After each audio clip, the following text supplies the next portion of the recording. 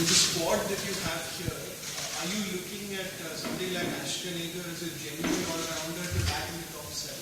Yeah, absolutely. I think the package that he brings with his batting and his left-arm spin bowling, I think is going to be a really important part of our the makeup of our side. So he's someone who we're hoping can start to fill that role of the all-rounder more often.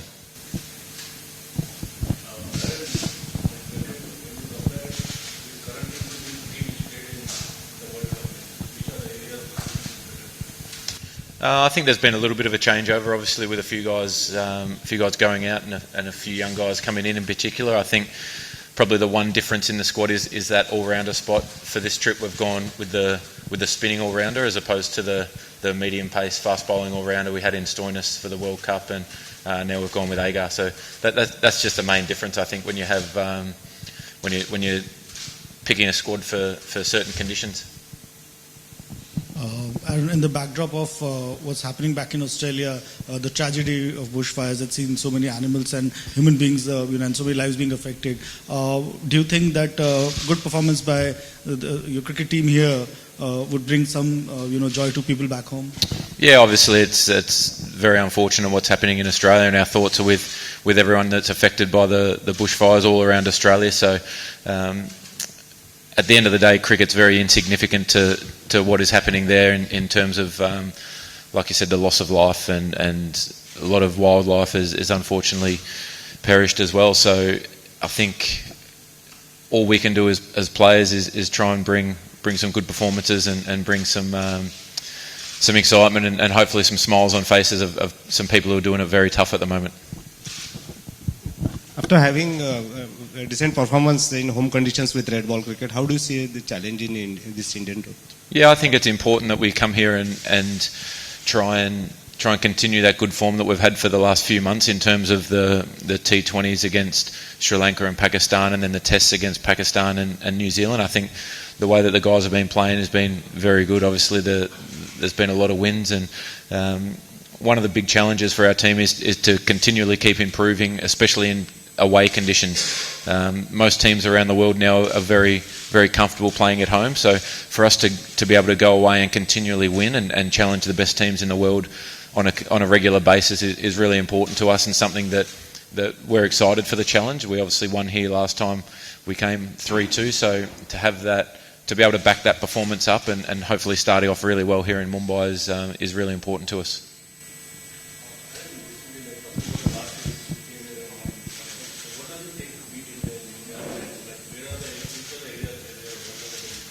Yeah, I think in India you have to be really disciplined with the basics. I mean, a lot of the time you can get caught up in worrying about sort of things that aren't all that relevant at the end of the day. I think that what you have to do is do the basics for a long time, and we've seen that in these conditions. When you perform consistently, it's about your top 3 or 4 batters going on and getting big scores, wickets up front. It's pretty similar all around the world, but the really pleasing thing of the last tour was how we were able to come back from 2-0 down to win 3-2 and make a really big statement in that once you get... He's shaping up really well. He obviously sustained a bit of a hamstring injury in a test match in Perth. He's played a couple of BBL games for the Sydney Sixers and come through really, really well. If you look at Josh Hazlewood's record in one-day international cricket over a period of time, it's outstanding. He comes back in. We've got some other quicks there. Obviously strong contingent of quicks. It's one of the rare times that we've been able to have all the quicks available on the back of a heavy test summer. So that's full credit to those guys and their body preparation. But Josh is ready to go if selected for that first game. And could you talk about the evolution of Manas Lavish and how he's come along, and he's possibly one of the best batsmen in the world right now, and how do you see his contest shaping up with somebody like Jasprit Bumrah, who's again one of the best fast bowlers in the world?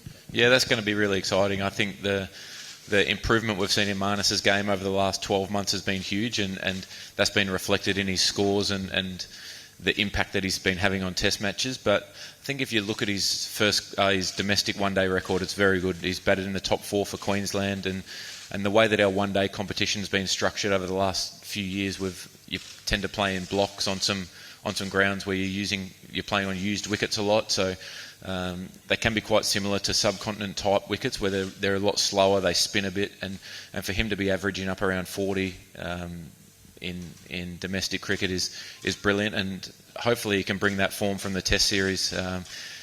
It's been amazing, and I think what's really important for him is that he takes enough time to refresh and recharge his batteries, because playing here can be very tough, and he'll be ready to go, no doubt. He's an exciting player. He's someone who just keeps getting the job done all the time, which is really important for us and for him.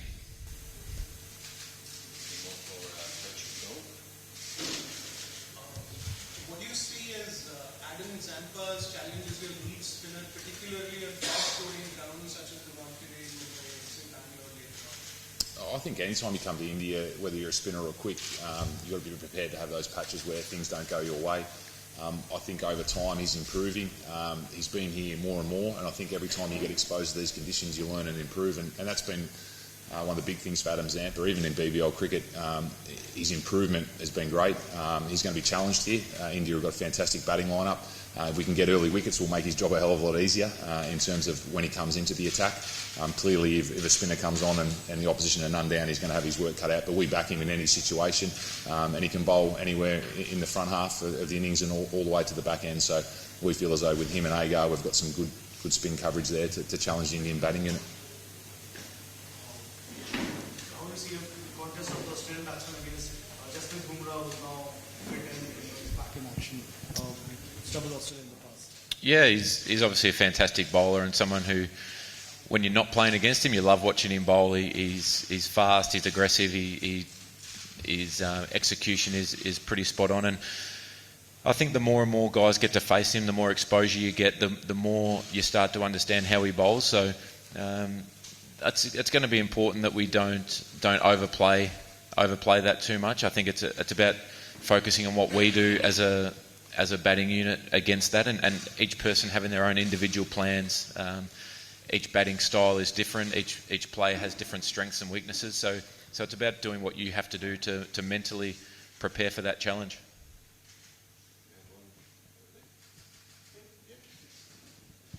This is a question to you. A couple of years back, you were slightly in dumps, and then the Renegades captaincy happened. How did you motivate Finch, and just last 2 years back when he's slightly out of the team and stuff? You guys have a close relationship. Could you just talk about Finch when he was down? How did you bring him up, and what is his, how do you see him as a personality, and could he still come into Test match in the middle order? That's a pretty broad question. I don't think he was ever down and out as a player. I think the natural progression of him in his career is always that sort of when you get to 27, 28 years of age, you start to figure things out, and he's had a bit of a purple patch in terms of his one-day international form. He was challenged in Australia by the Indian attack, there's no doubt about that. He's better prepared for what India present to him on this tour. But I think the great sort of growth in Aaron Finch has been his leadership. I think over the last 3 years, filling that void that Australia had in terms of the captaincy has been tremendous. His growth's been outstanding. His understanding of individuals and how to use them has been great as well. He's got a familiar group around him now in terms of continuity of team coming out of the World Cup. There's been a couple of changes. I think he's just matured as a cricketer. Understands his game, understands the opposition, understands the people around him, and it's all equated to him being a really, really fine leader for the country. Test match, middle order spot in Test matches? Middle order spot in Test matches. Well, you hope so. He's still playing first-class cricket. Look, he had the opportunity to open last summer. And probably in an unfamiliar position. He took that on. I think you're better off playing Test match cricket than not, so he jumped at the opportunity to open for Australia. Is he better suited to the middle order? I mean, time will tell if he does get that opportunity, but I think he's thankful for the opportunity that the selectors presented in opening the batting, and if another opportunity comes, I think he'll be better prepared for that. But who knows, I think the Australian middle order is doing pretty well at the moment, so it might be difficult to get back in.